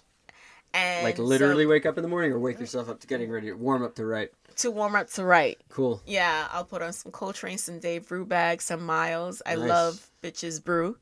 So that's just to get me going. And so I may be writing a little bit while that's going. And then once I feel like I'm in that state of consciousness, then I'll turn it off. Then and you then go into the silence. Then I go into the silence, and then it's just the words and me. So yeah. So that's my process. And sometimes when I'm really like, I'll turn on Wendy Williams. I'll put Wendy Williams on YouTube just to laugh a little bit. You know, she's cute, funny, lighten up the mood. Right, exactly. Just to kind of. Yeah, you got a great sense of humor, a lovely smile, and you're not too serious. I like. It's not that I don't like serious art. I like deeply emotional art. I like crying while experiencing art sometimes. Right. But there is a lot of art, shit out there that's just kind of too serious for no good reason. For no reason, it's right? That comes across as maybe you're trying too hard. Or I know, it's so annoying. You're ignoring a whole facet of human existence by not bringing comedy into the thing, and it's so necessary. Yeah. And it's so funny when I tell people, ask me, what's your process to get ready to write? I was like, well, go to YouTube, turn on Wendy Williams. They're like, it's surprise. It's just yeah. And then when I say, then I turn Coltrane on, and Miles are like, oh, okay. For them, that's more. Oh yeah, that makes sense. That's art. That's artistic. Yes. That makes more sense. And I'm with you on that. I take my art very seriously, but I'm a human being also. I love to laugh, and it's a funny distinction. It's just because you're there's two different things. You can take your art and yourself very seriously. Yeah. But be lighthearted and joyous and yes. joke and yes. Yeah. Yes, it's okay. Yeah. It does not affect your art. It does. It could. It could hopefully in a good way. Allow it to evolve. Well, right? That's why we go to we meet up with other creative people, and then hopefully you got smart creative friends around you who will tell you you're being too stupid now. This is a little too silly. This is too much. But I don't know that as I say it out loud, that sounds like a fun writing exercise, right? Write a too silly, call it too silly or something. It's the dumbest poem you could possibly write or something. Right. I'm gonna do that. That's just shit I write. We should do that. I write a lot of dumb shit. You do? For sure. No. Yeah. I do. No, totally. Very dumb ideas down. I write every stupid idea that comes into my head. Or I try at least. Yeah. But you're writing. Yeah. That's what's beautiful. Yeah. That's what matters. Yeah. So you know the name of this podcast, right? Short, bald, and angry. Yeah. You don't have... I ask everybody, what gets you angry and what ticks you off, what pisses you off? What gets me angry... what ticks me off? Let me see. I'm thinking bad drivers. I think that's going to become a recurring thing. Yeah. People bringing up bad drivers. Road rage is a real thing, as we know. And, even I've done some crazy things on the road where I'm like, I can't believe I just did that. It's insane what I just did.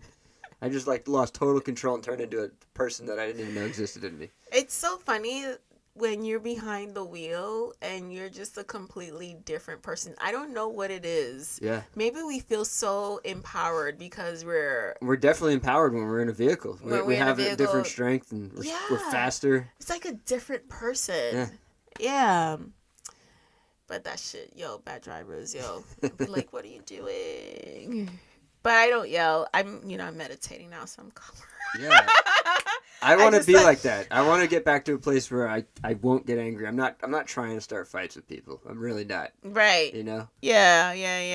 I want to help people. you know? Yeah. Even someone who's angry and racist and aggressive, I want to help You them. want to be like, hold on. What can we do here to resolve Yes, this? let's talk about this, and then right? and then if they just keep being a racist asshole, then maybe I'll punch them in the face. But you know, it's like, but really, I'm working on reasoning with them, I want to right? work. I want to get my comedy and my humor and my my intelligence up, so I can just debate them and defeat them. You know, that's what I really want to do. And I think we need more of that. We need to understand each other more. Yeah. I think we all need to. I think we need to understand Trump supporters more instead of saying they're crazy, they're racist. I think we should all hear each other out. Talk about it. Like, see what problems. Exactly. What are the concerns? What's going on? Like what?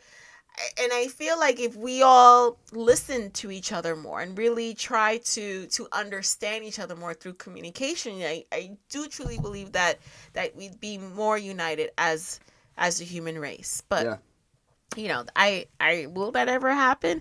I don't know. We're human beings. We have our prejudices. We have our fears.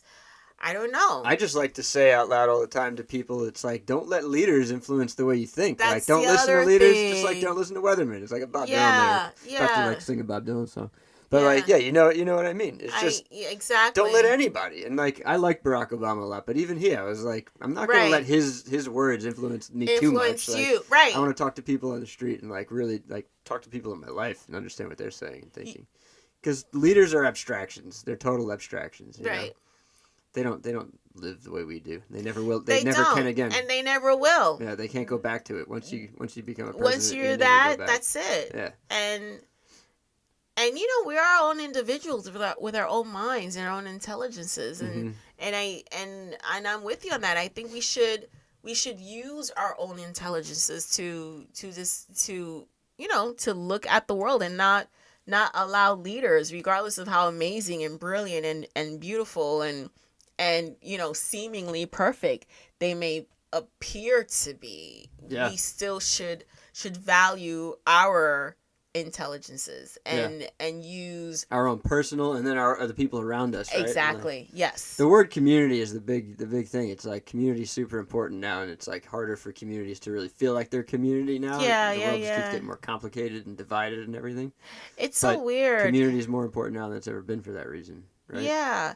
It's weird how divided we have become in a different way, because in the 80s, I remember, so I grew up on the D line, on the concourse. Yeah, tell me about the Bronx in the 80s. The BX. Bring me back.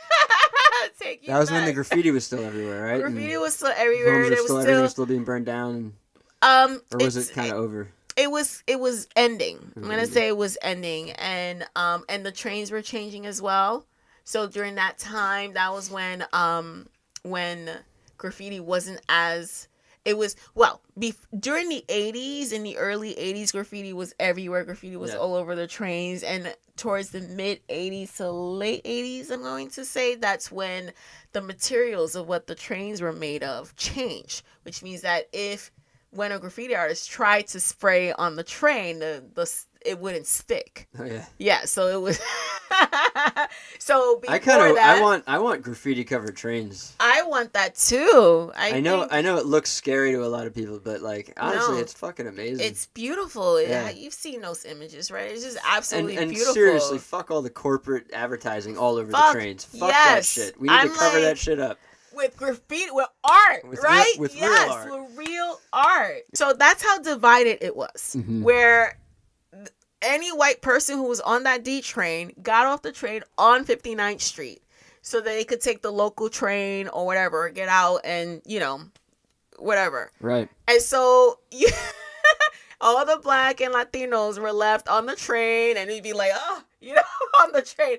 But now they're coming further into Harlem, into the uptown section. So that division. The gentrifiers are going. Yes, they're everywhere. I said they. I'm sorry. That's cool. The gentrifiers. They're going. My further. people. My people. No. Hey, I can't help it. I am what I am. So I'm a better version of it. You know. I said they. My bad, people. Nah. But You can't offend gentrifiers. Well, you can't offend them, but you like, who cares? who cares, right? I'm sure they don't care. I'm sure they're No, laughing. they're like, super yes, self-deprecating. yes. And, yeah, Yeah. So even though that's happening where you have all of these communities mixing and there's no strict division in that sense where you have the D line, for instance, where white people will get off at a certain stop and then, then you see everyone else on the train going further into the Bronx.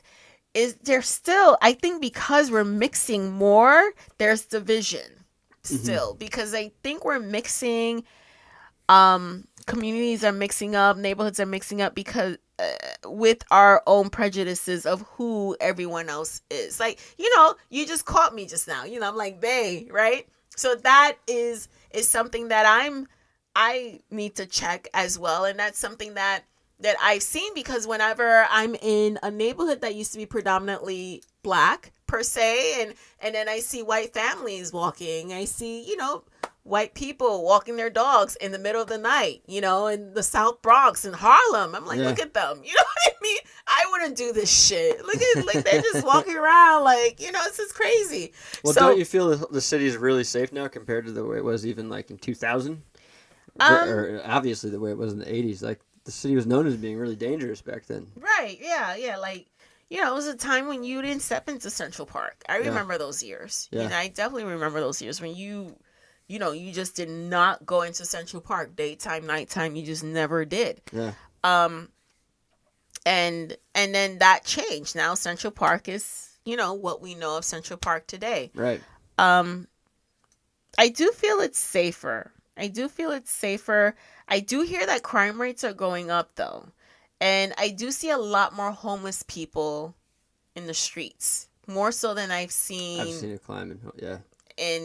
In 20 years. Yeah. This is like there was going actually, back to... You saw when I let you in, there's like the front door and then the second door. Yeah. The other night I got home and the front door had been broken into.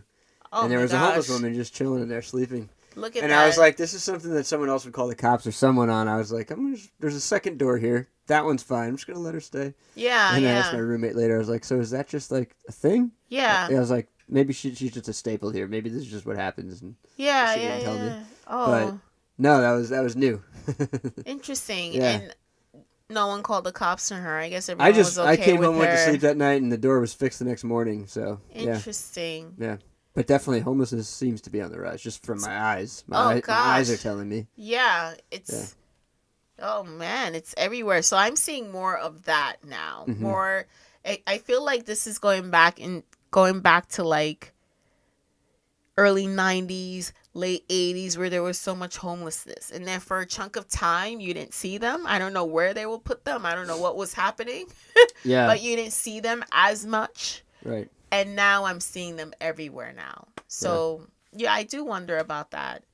I live in New Rochelle, so I only see a lot of this when I come into the city.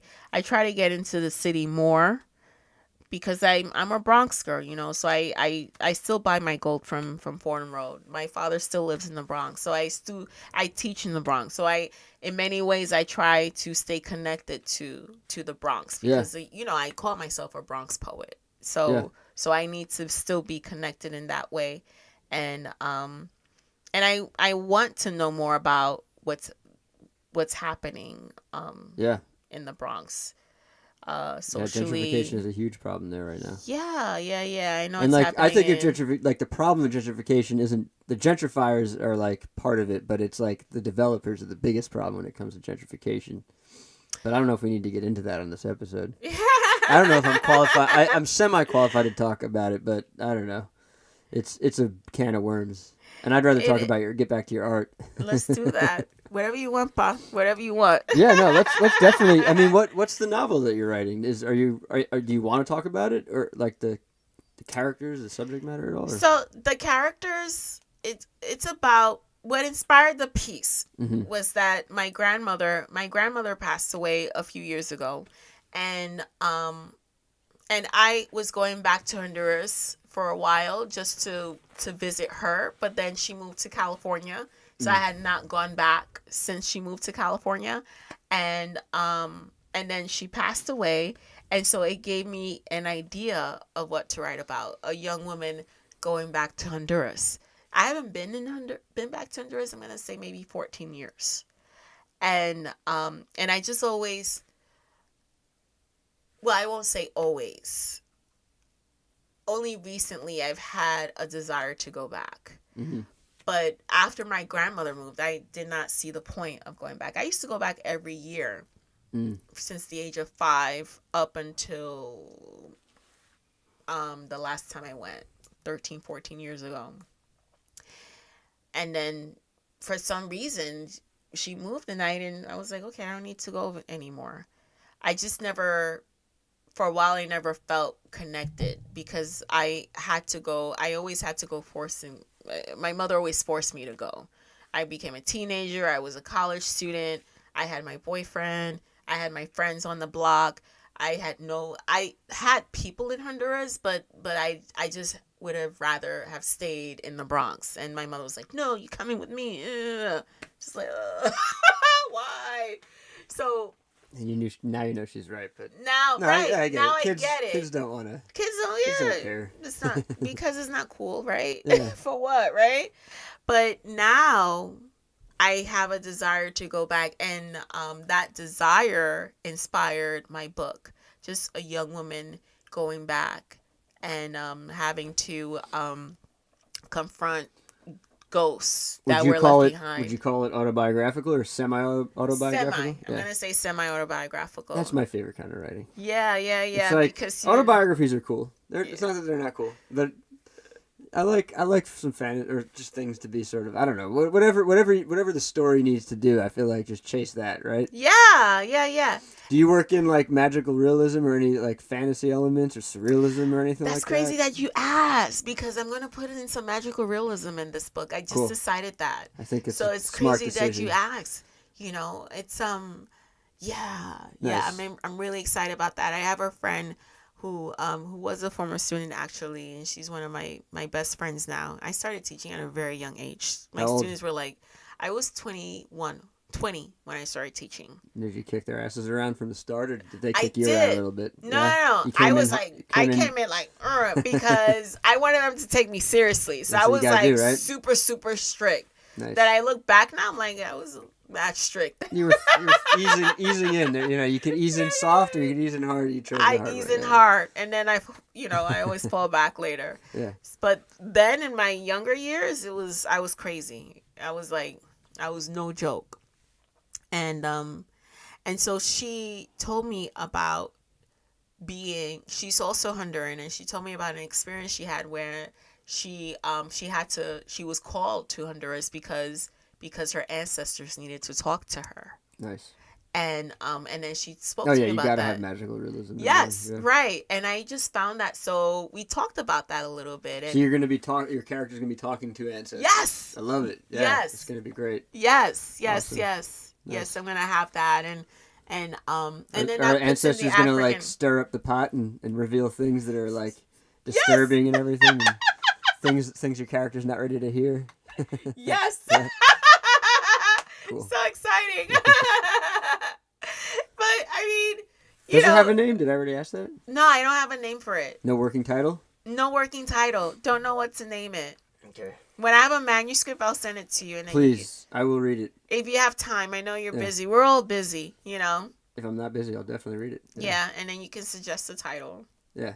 Cool. Titling is the hardest part, isn't it? Yeah, if it's not right, it's really not right. I know. And I think it'd be a masterpiece, but it'd be ruined by. But a title, you can have like a shitty fucked up title. It's crazy. Who's gonna pick it up, right? Yeah. If you have a shitty fucked up title, right? I think honestly for me, because I really like naming everything, like literally every stupid thing I do, I like a name for it. But when it really matters and I'm struggling, I get friends, like good friends together in a room, and maybe they don't even realize I'm doing it, but I get them talking about it, and that's how it's bound to pop up eventually. Get like the ones who talk a lot, and like the clever ones. I mean, not the ones who talk a lot, and get them.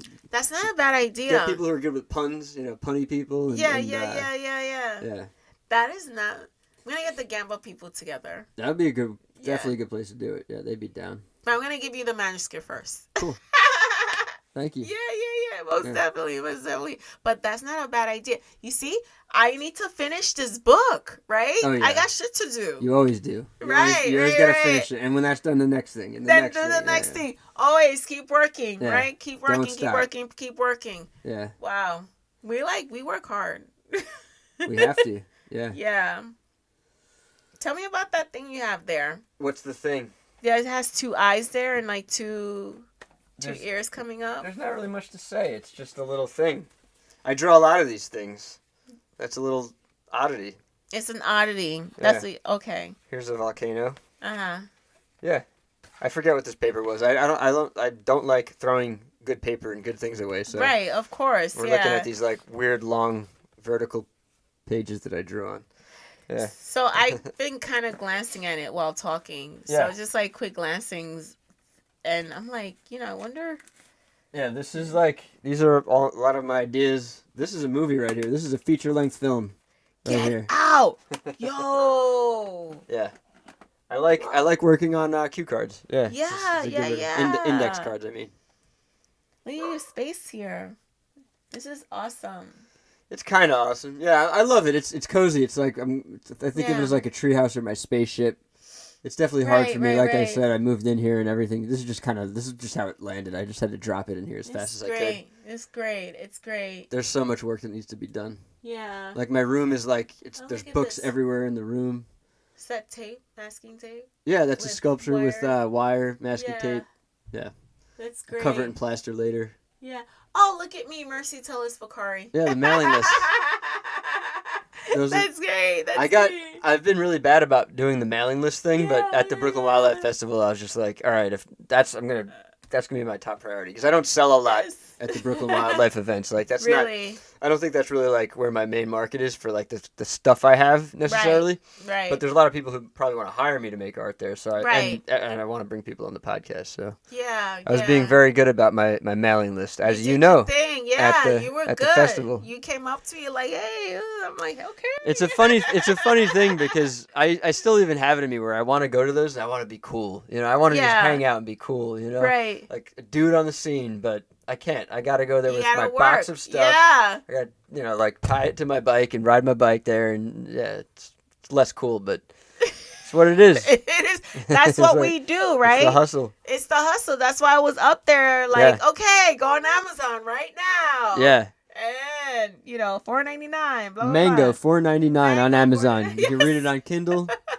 Or if you're like me, you can buy the actual book because I like having books. I'm Yeah. corny like that. Yeah, that's Not good. so good when you have to move with like thousands of books though. Yeah, they take up space. Yeah. Yeah. Those books add up. Yeah. Yeah, that little guy's been looking at me. That's just like, who's this guy Is he here? creeping you out? No, he's At like, least he's not like a creepy looking drawing because I got some weird ass drawings. no, that he's might just creep like, you out. hey, like I'm about to get at you. But it's okay. But like he wants to get at me, but like massage me. That's what it looks He's like. a massager. That's what I'll call him. Yeah, like I'll finish that drawing and I'll include it in the podcast video. Oh, And speaking of the podcast video, do you want me to shoot you while you read your poetry? Do you want Oh. like video of you reading your poetry? it's okay. Yeah. I'll do it. Yeah. Okay. Cool. Yeah. Yeah. Because we're at an hour and 30 minutes, so like let's wrap up the podcast portion and then we can hear you Okay. recite some stuff. All right. Cool. Well, first of all, is there anything that you want to say that I didn't like any questions I didn't ask you? Something you want to talk about? Something I want to talk about. So, yeah, tell me about you. No, we'll save that for after. You could just listen Okay. to more of the podcast.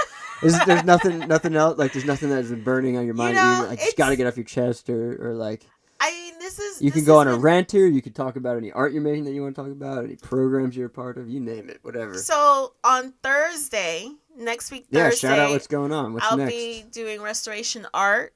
What's It's that?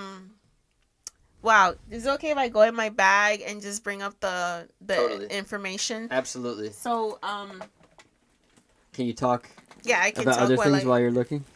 I'll be doing that, reading some poetry, and this is in where is that exactly? So I'm gonna bring it up right now, and then so I'm here today. And, I have been really holding back on the readings. Mm-hmm. And you haven't been doing as many readings? I haven't been doing as many readings because I've been really just trying to work on my art, on my writing. I have also an anthology. It's like an anthology that I am editing now, and that's Like something similar to Smoke? It's like a part 2 to Smoke. Cool. And I'm looking for I'm editing that now, and it's just, I hear it. Sometimes you gotta go into production mode, and sometimes you gotta go into performance mode. And sometimes you have to do them separately. Yeah. I just need time to just work on that book. I like to get that book out. I really need to finish editing it and getting it published so I can get that out there, and I can go back to, with a clear mind, go back to the novel. And yeah. So I hear you. This should have been ready. Huh? No, I should have had this ready and going, and my bad, No, lesson for me too. I need to be stricter to guests. To send me. You can send me this stuff ahead of time too. Oh, can I? Yeah. Yeah. Okay. But I don't know. This is something that's happening next week. This is happening on Thursday. Okay. And I'm not going to be able Brooklyn. to. Maybe I could get yours out by Wednesday, but I'm probably going to do someone else's episode first. So this episode is going to come out a few weeks from now.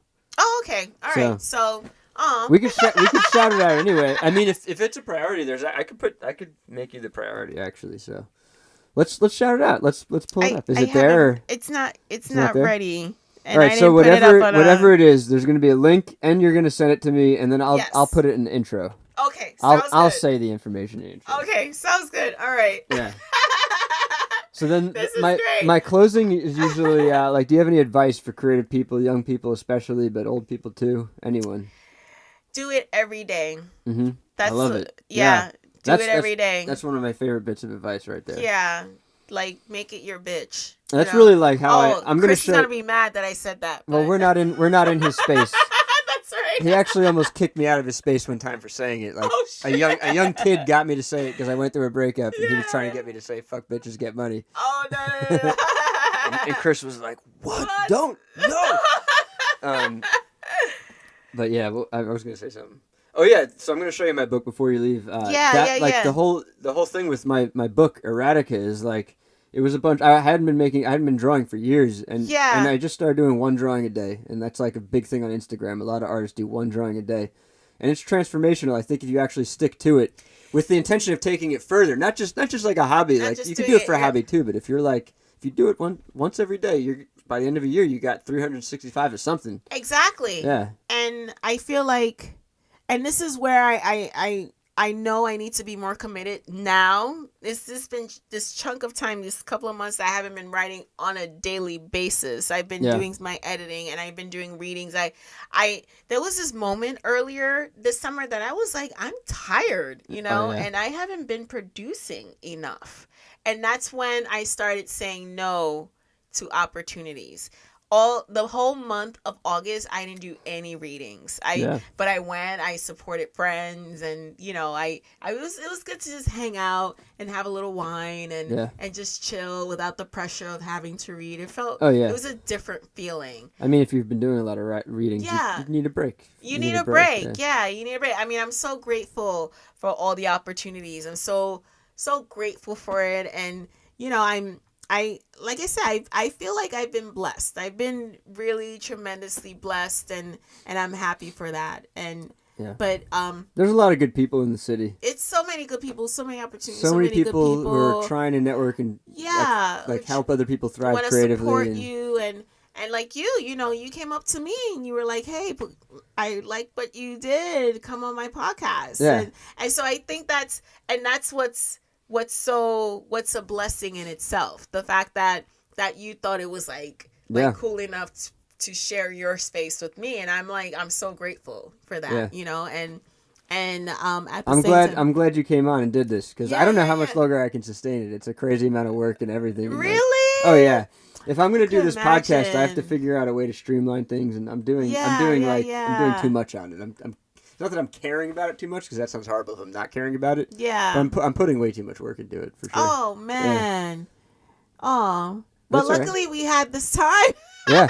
Before you were like, you No, know, I mean, right now I'm like, just we trying to were get as here. many people like in as I can, and like, Right. because it is a way to give back a little bit. I'm pretty selfish artist, but it feels good. I'm like not doing just myself right now. And I want to it's do fun. something also to give back. I'm trying to figure out what.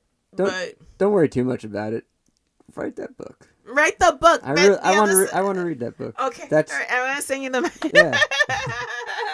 So how are you feeling? You feeling ready to read a little bit? I feel ready. Yeah? Yes. Yes. You wanna Yes. Take a sip of water first. Yeah. So I'm going to read an excerpt of a story. That's okay. And then if time permits, I can read a poem. All right, I'm gonna start rolling. All right. How do I look? Beautiful. All right. Yes. All right. This is called Nude Sketch, Actualization Part 2. I was performing a rather unpredictably exciting act now, though, and I hoped I would not end up slaughtered and chopped to pieces, then buried under this loft building. I assumed such crime happened to innocent people who responded to sex ads on Craigslist. And I will take pictures of you bent over my bed naked, the artist said. You will be my slave. Yes, sir, I responded. We will go upstairs now. Yes, sir, I said again. As he walked me to the top floor of his loft, I saw the staircase decorated with more pictures of naked women, Picasso renditions, and an autographed photo of Warhol and Basquiat posing together. His paintings surrounded his photos. Some of the paintings were huge canvases of streets and scenes of nature, while others were small portraits of body parts. He had a portrait of what appeared to be a nipple, another of a middle finger, another of an elbow, and another of an anus with hair surrounding its exit.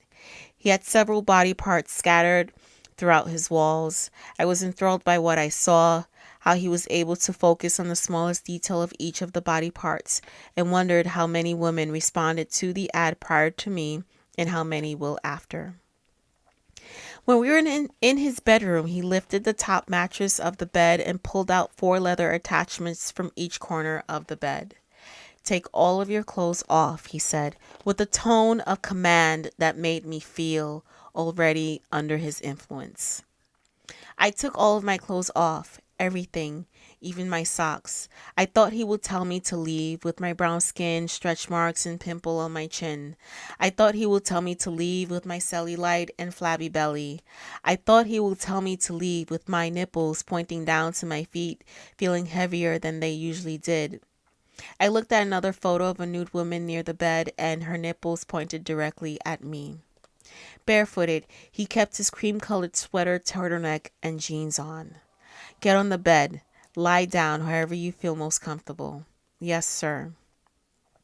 I got on his white sheets and lay down sideways so as to put my arm over my breast and cross my legs in a way that would cover everything else. I was on his bed and he, silent, made scratching noises with his pencil on his pad. He looked up at me periodically, but was more focused on his pad. The scratching sounds of his pencil were quick, with long scratches and short ones, pauses in between. He had a small window by his bed, so I looked outside the whole time. I was thrilled by his attention, but still frightened by the chance I was taking with my safety. He said he was done. He showed me his sketch of a woman with very large thighs and hair that was pinned up in a bun. He showed me curves created through a dark pencil and breasts peeking out of an arm. That was me, sketched in a way that made my body look as inviting as the bodies on his walls. He wanted me to do another pose. He reminded me to say yes, sir, whenever he asked me to do another pose. Yes, sir, I said. He told me to lay flat on my back, arms and legs open. He tied my legs and arms down to the bed with the harnesses he pulled out from under the mattresses. I felt helpless, almost scared. I felt a very secured fear, like the secured fear of riding a roller coaster, knowing that falling off of a roller coaster is practically impossible in modern roller coasters, but the thrill of the possibility incited the fear of an unknown. He walked away from the bed, looked at me, then made adjustments to the harnesses to make them tighter on my wrists and ankles. Just to make sure you do not get away, he said with a smile. I smiled back because I was still scared because this roller coaster ride could have easily gone a different direction. Now, you won't know what I will do, the artist said. I will blindfold you. You agreed to do whatever I wanted you to do when you responded to my ad. Relax, say nothing, and remember that what happens here stays here on this bed. Do you understand? Yes, sir. He had a handkerchief in his back pocket the whole time I was in his loft, and I thought nothing of it until he pulled it out. He blindfolded me with his handkerchief and put one of his fingers between my legs. He said he wanted to make me wet. He was gentle, but his finger was painful because I was dry. He took his time with his finger going in and out, slowly pushing his finger further and further inside. I felt I made his finger wet. I felt my breathing increase with intensity. I felt my back arch. My body moved towards his finger more. I felt myself restrained and felt myself want his finger more because I was restrained. So that's the end of that part. So there are 3 parts to this story. Is it a true story? No. No? Alright. I got that wink. No, not a true story. So there are 3 parts to this story, and so the first part is called Arrival. The one that I just read is called Actualization, and the last part is called what is the last part called? The last part is called Exit. So you're so bad. This poem is called Mango, which is the title of the book. Nice. And so the title of the book is named after this poem. Perfect. Smooth when I massage you with my thumb, I put you closer to my face and I smell the earthiness. My senses ascend. I prepare to ride the doe because its heartbeat incites the beast between my lips. I want that fibrous sweetness inside your skin. You are ready. My teeth are sharp. My bite will hurt. Trust that I mean no harm.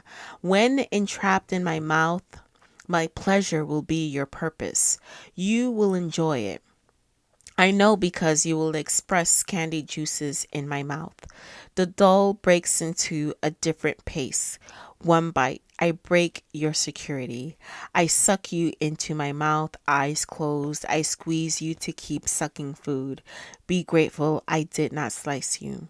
I will soothe you afterwards with my lips sucking your flesh, but you must understand that when I discreetly remove your juicy fibers from the gaps between my teeth, I will keep eating. I tear the skin off. I see the long strands from the upside of your skin upright, ready for me to devour, and I devour until I see the clean green, my buds enlightened by your protein. All right, so that was Mango. Thank you. Thank you. Do you want to do one more? Sure. What are you in the mood for? I don't know. What would you like to hear? Give me what comes to mind. Are there options? Can you give me options? Because I don't know. Okay, so a woman saying what she wants.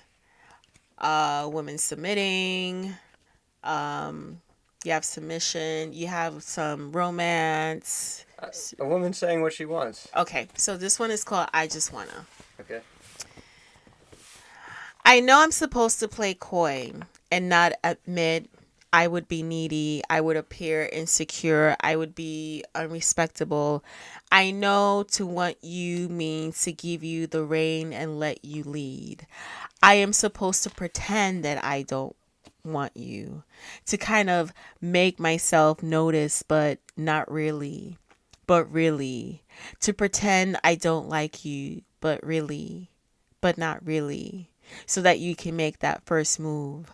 I know I am supposed to water your male ego with my hidden thoughts of wrapping my legs around you and sit and wait for you.